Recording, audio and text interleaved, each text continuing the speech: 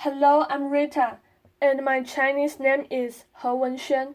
My student's number is S06410006. I'm freshman and I major in English. A smog vacuum cleaner and other magical city designs. Daan Roosegaarde. Do you remember those glow-in-the-dark little stars which you had on the ceiling when you were a boy or a girl? Yes, it is light. It is pure light. I think I stared at them way too long when I was a 5-year-old. You know, it's so beautiful. No energy bill, no maintenance. It is there. So 2 years ago, we went back to the lab, making it more durable, more light-emitting, with the experts. And at the same time, we got a request from this guy, Van Gogh, the famous Van Gogh Foundation, who wanted to celebrate his 125th anniversary in the Netherlands. And they came to me and asked, "Can you make a place where it feels more alive again in the Netherlands?" And I liked that question a lot. So in a way, we sort of started to connect these two different words. This is how my brain works, by the way. Laughter. I would love to keep on doing this for an hour, but okay, laughter. And this is the result that we made. A bicycle path which charges at daytime via the sun and glows at night, up to 8 hours. Applause. Thank you. Heading towards a future which should be energy-friendly and linking up the local grounds as Van Gogh literally walked and lived there in 1883. And you can go there every night for free, no tickets needed. People experience the beauty of cycling through the starry night, thinking about green energy and safety. I want to create places where people feel connected again, and it was somehow great to make these projects happen with the industry, with the infrastructure companies. So when these sheikhs of Qatar started to call, "How much for 10 kilometers?" Laughter. Yeah, really, that's a weird call you're going to get. But it's fascinating that this is not just a sort of one-off, nice-to-have special. I think this kind of creative thinking, these kinds of connections, is the new economy. The World Economic Forum, the think tank in Geneva, did an interview with a lot of smart people all around the world, asking, what are the top 10 skills you and I need to become successful?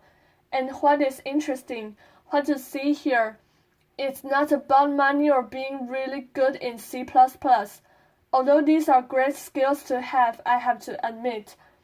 But look at number 3, creativity. Number 2, critical thinking. Number 1, complex problem solving. All the things a robot or a computer is really bad at.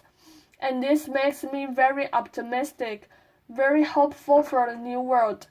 That as we live in this hyper-technological world, our human skills, our desire for empathy, our desire for curiosity, our desire for beauty, will be more appreciated again, and we will live in a world where creativity is our true capital. And a creative process like that, I don't know how it works for you, but in my brain, it always starts with the question, why? Why does a jellyfish emit light? Or a firefly? Or why do we accept pollution? This is from my room in Beijing 3 years ago. Left image is a good day, Saturday. I can see the cars and the people, the birds. Life is okay in a dense urban city. And on the right image, holy moly, pollution, complete layers. I couldn't even see the other side of the city. And this image made me really sad. This is not the bright future we envision here at TED. This is the horror. We live 5 to 6 years shorter. Children have lung cancer when they're 6 years old. And so in a weird, beautiful way, I, at that moment, became inspired by Beijing smog. And the governments all around the world are fighting their war on smoke. But I wanted to make something within the now. So we decided to build the largest smoke vacuum cleaner in the world. It sucks up polluted air, cleans it, and then releases it. And we built the first one, so it sucks up 30,000 cubic meters per hour, cleans it on the nano level, the PM2.5, PM10 particles, using very little electricity, and then releases the clean air. So we have parks, playgrounds, which are 55 to 75% more clean than the rest of the city. Applause. Yes, applause. And every month or so, it opens like a spaceship, like Marilyn Monroe with the, well, you know what, anyway. Laughter. So this is the stuff we are capturing. This is Beijing smoke. This is in our lungs right now. If you live next to a highway, it's the same as 17 cigarettes per day. Are we insane? When did we say yes to that? And we had buckets of this disgusting material in our studio. And on Monday morning, we were discussing. We were like, shit, what should we do with it? Should we throw it away? Like, help! And then we realized, no. Waste should not exist. Waste for the one should be food for the other. So here, maybe show it around. Do not put this in your coffee. Laughter. And we realized that 42% is made out of carbon, and carbon, of course, under high pressure, you get diamonds. So inspired by that, we compress it for 30 minutes. Cracking sound, and make smoke-free rings. Laughter. And so by sharing, yeah really, and so by sharing a ring, you donate 1,000 cubic meters of clean air to the city the tower is in. Applause. I have one here. Applause. A little floating cube. I will give one to you. I'm not going to propose, don't worry. Laughter. Are we good? You can show it around. And we put this online, Kickstarter campaign, crowdfunding, and people started to pre-order it. But more importantly, they started to prepay it. So the finance we made with the jewelry helped us to realize, to build the first tower, and that's powerful. So the activator, it was the enabler. Also, the feedback from the community. This is a wedding couple from India, where he proposed to her with the smoke-free ring as a sign of true beauty, as a sign of hope, and she said yes. Laughter. I love this image so much for a lot of different reasons. Laughter. And right now, the project is touring through China, actually with the support of China's central government. So the first goal is to create local clean air parks, and that works already quite well.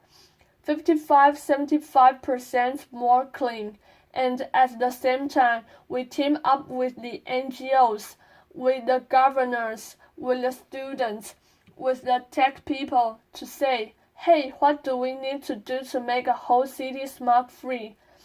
It's about the dream of clean air. We do workshops, new ideas pop up. These are smoke-free bicycles which, I'm Dutch, yes, I have this bicycle DNA inside of me somewhere. And so it sucks up polluted air. It cleans it and releases it. In a fight against the car, in a celebration of the bicycle. And so right now, we're working on a sort of package deal, so to speak, where we say, smoke-free towers, smoke-free rings. We go to the mayors or the governors of this world and say, we can guarantee a short-term reduction of pollution between 20 and 40%. Please sign here right now, yes? Applause, thank you, applause. So it's all about connecting new technology with creative thinking. And if you start thinking about that, there is so much you can imagine, so much more you can do. We worked on dance floors which produce electricity when you dance on them. We did the design for that, 2008. So it moves 8 or 9 millimeters, produces 25 watts. The electricity that we generate is used for the lighting or the DJ booth. So some of the sustainability is about doing more, not about doing less. But also on a larger scale, the Netherlands, where I'm from, we live below sea level. So because of these beauties, the Afsluitdijk, 32 kilometers, built by hand in 1932. We live with the water, we fight with the water, we try to find harmony, but sometimes we forget. And therefore, we made Waterlicht, a combination of depths and lenses, which show how high the water level would be, global change, if we stop. If, today, we all go home and we say, oh, whatever, somebody else will do it for us, or we'll wait for government or whomever. You know, we're not going to do that. It goes wrong, and we placed this in public spaces all around the world. Thousands of people showed up. Applause. Thank you. You're too nice. You're too nice. That's not good for a designer.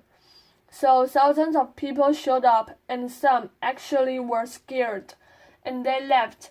They experienced the floods in 1953, and others were mesmerized. Can we make floating cities? Can we generate electricity from the change in tides? So I think it's so important to make experiences, collective experiences, where people feel connected with the vision, with the future, and triggering what is possible. At the same time, you know, these kinds of things, they're not easy, yes? It's a struggle. And what I experienced in my life is that a lot of people say they want innovation, and they want the next and the new, the future. But the moment you present a new idea, there's a weird tendency to reply to every new idea starting with 2 words, which are audience guesses. No, not how much. It's more annoying. Laughter. What is it, guys? Or you're really blessed people? That's really good.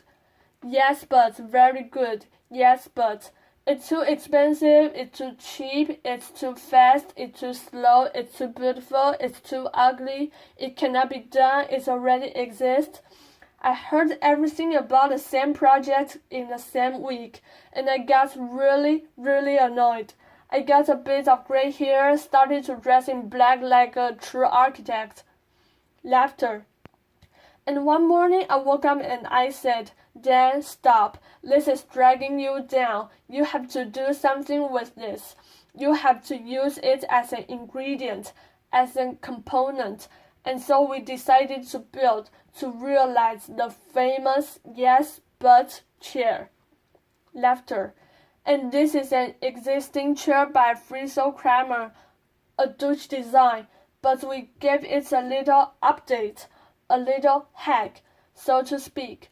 We placed a little voice recognition element right here, so the moment you sit on that chair and you say those 2 horrible, creative, destructive, annoying little words, laughter, you get a short laughter, but pretty intense little shock on the backside of your bottom. Laughter, applause, and applause. And that works. Yeah, that works. Some clients have left us, they got really mad. Fortunately, the good ones have stayed, and of course, we also apply it to ourselves. But ladies and gentlemen, let's not be afraid. Let's be curious, yes? And you know, walking through TED in these days and hearing the other speakers and feeling the energy of the crowd, I was remembering this quote of the Canadian author Marshall McLuhan, who once famously said, On spacecraft Earth, there are no passengers. We are all crew. And I think this is so beautiful. This is so beautiful. We're not just consumers, we're makers. We make decisions, we make new inventions, we make new dreams. And I think if we start implementing that kind of thinking even more within today, there's a still whole new world to be explored. Alright, thank you.